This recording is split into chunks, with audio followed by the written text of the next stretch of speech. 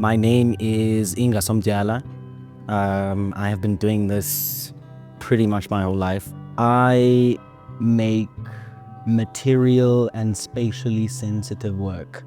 Maybe that's too elaborate, but yeah, I like to think differently about space and material at every given opportunity. The story behind the work and the ideas at its heart. When I started playing around with this kind of shape and this color and this fabric, it was very sort of intuitive.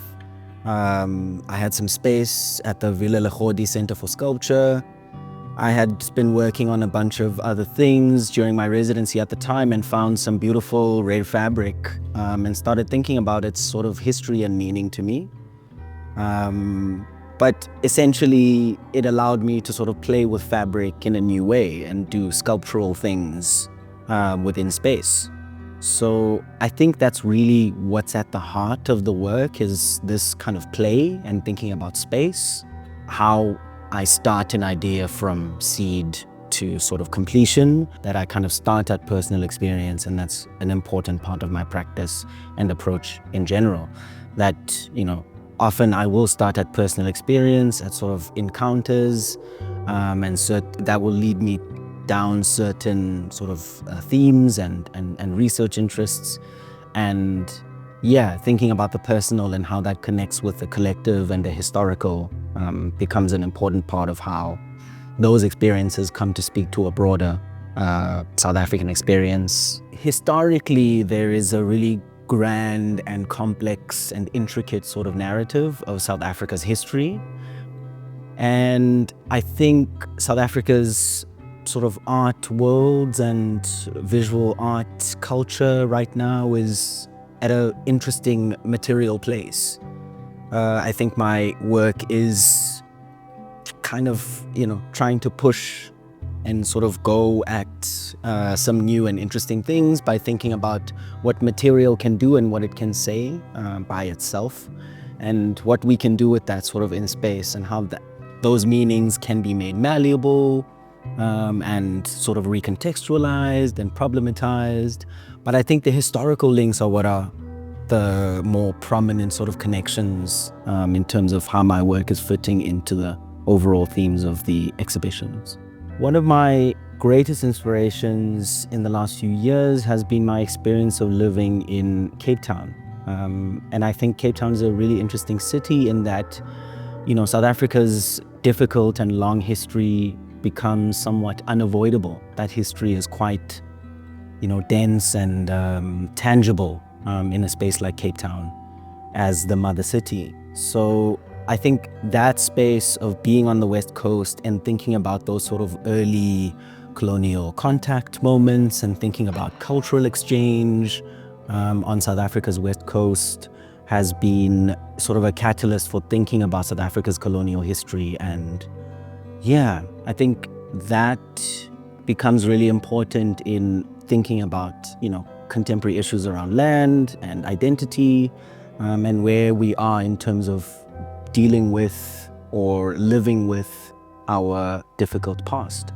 I think it will be, applicable now then to go back to this idea of sort of the personal experience of living in Cape Town and how that has catalyzed my research and interest into South Africa's colonial history.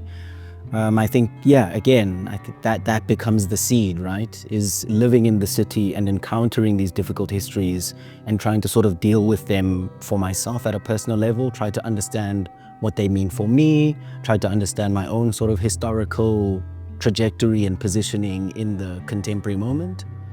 And I think this has been an important sort of pursuit in the cultural sphere in South Africa, if I can say it like that. So I think starting at that level of experience is one of the most important things, and what catalyzes a lot of the things that sort of draw me to certain topics or themes or ideas or materials, is thinking about how I am sort of personally caught up in this difficult history, how I come to be here, how we come to sort of, present and understand ourselves in the post-colonial, post-apartheid There were not many obstacles in my making of this work. Yeah, this was a commissioned piece. I was invited by Storm and met the team at the 𝙈𝙖𝙣, and it's been wonderful. Honestly, I've been supported in every way possible. And to be honest, yeah, I think most of everything went quite smoothly and, great teamwork. Yeah, I think it's been a relatively smooth process. We kind of had a sense of what the idea would be. I've tried this kind of installation work at a smaller scale before a few times. So we had a sense of, what the possibilities were. But I think, yeah, the scale was a bit of a challenge and something to sort of consider and be careful about. But I think we planned really well, we communicated really well, and execution was really smooth. Yeah, I'm quite happy.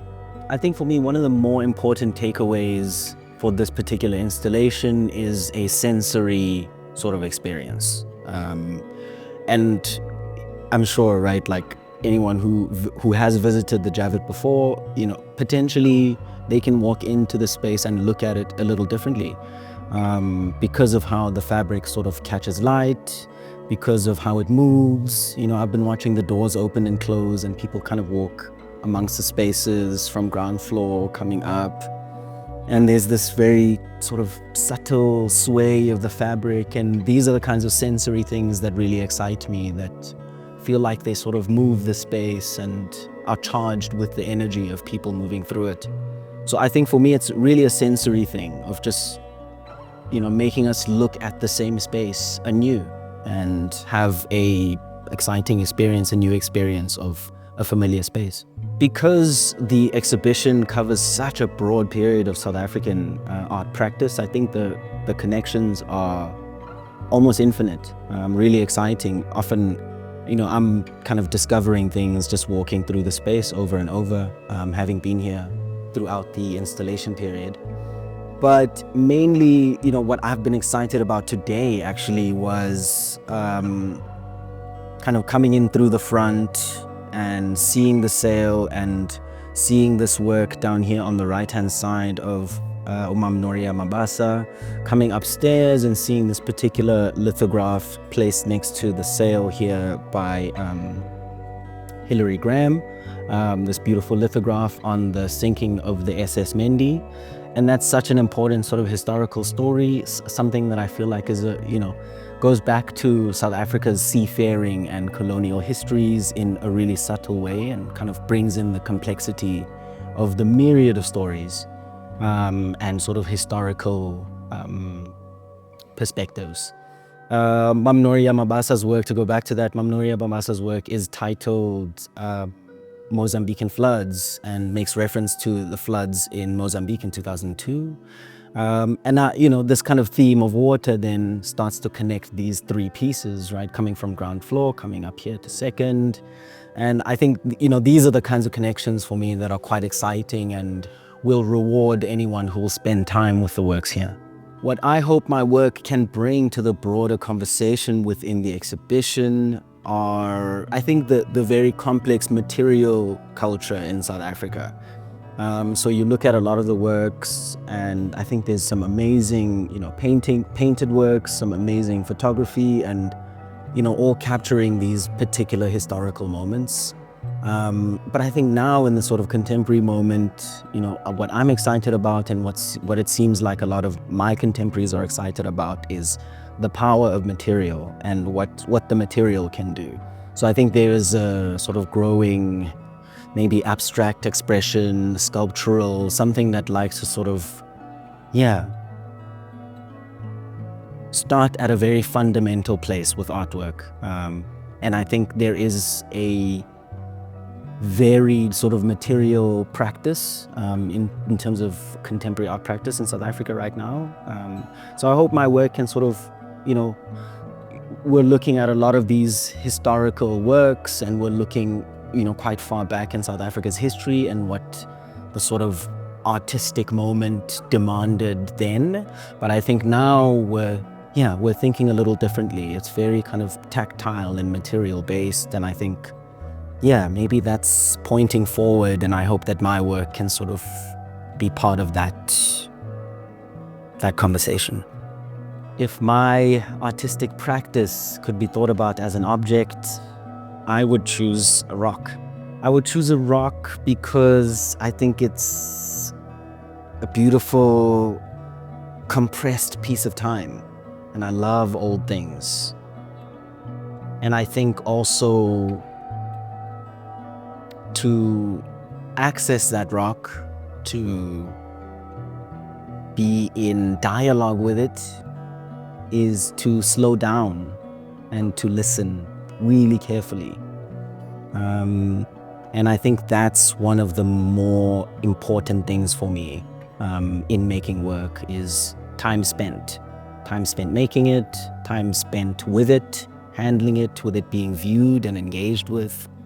That element of time is a theme and also something that I think drives me in my practice, in my approach to material, and in my artistic decision making.